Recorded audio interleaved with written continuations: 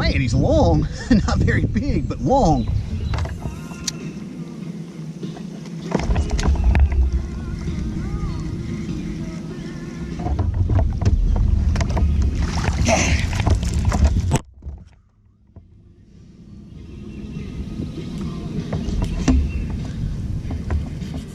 All right, got a nice little largemouth here. Not huge, but fun. Always fun on top water. My other camera died, so we're gonna get him back in the water here.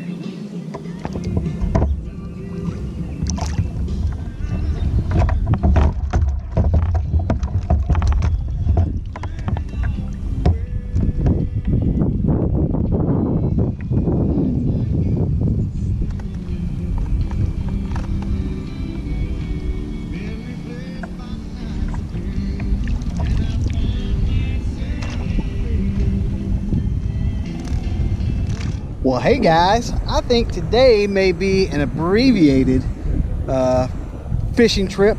Got out here on the water, and if you looked last week, saw the video last week, I was having some issues with my trolling motor, and I actually went online because we're in the middle of COVID and all the stores are closed. I actually ordered another one, and it was supposed to be here yesterday, and it didn't show up.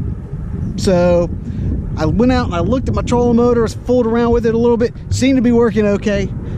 And of course, I get out here on the water, it's incredibly windy. I fish with the wind, and I get to probably as far as I could possibly get from where I launched. And guess whose trolling motor broke? So I have been slowly paddling my way back to the launch site, fishing periodically. You guys who just kayak and just paddle, you know, that don't have the pedal drive, you actually just paddle and fish, more power to you. I think this is incredibly frustrating. I'm spending more time paddling and positioning than I am fishing, which is not what I like to do. I've got two kayaks. I've got this one which has the trolling motor, and I've got another one that's a pedal drive.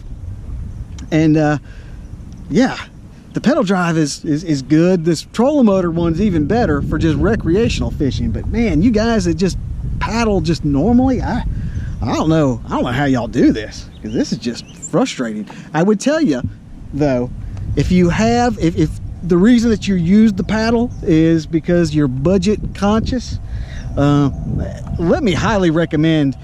Obviously today's not the best day to be recommending it, but I highly recommend getting a trolling motor. I mean, you can get a brand new Minn Kota Endura for $100 and then get like a little deep cycle battery for 60. And let me tell you, you spend a lot more time fishing yeah, than you do just paddling. Now if you do it for exercise, that's another thing. I like to fish, I don't like to exercise. So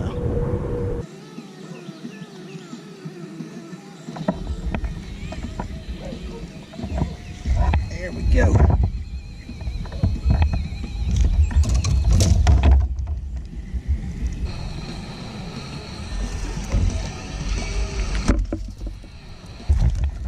Whew, man, it fell right out. All right, healthy little spot. All right, let's get them back in the water here.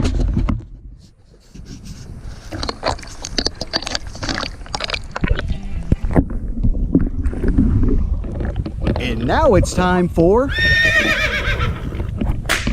tackle roundup.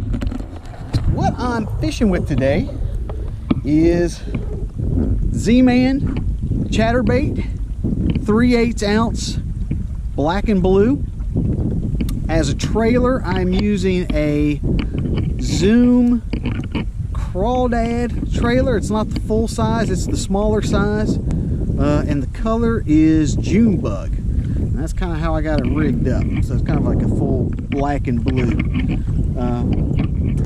That's what I've been fishing with. When I first got on the lake, I was using a topwater Whopper Plopper 90.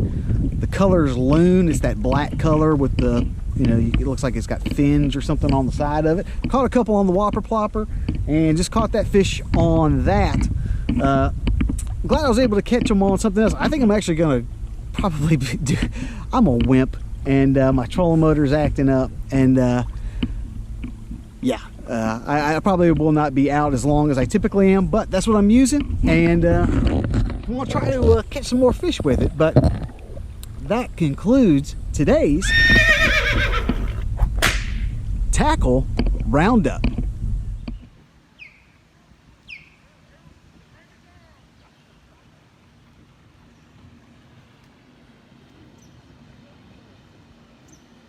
Well, hey guys, I think I am going to wrap it up out here at Mountain Island Lake. Had a really good time out here.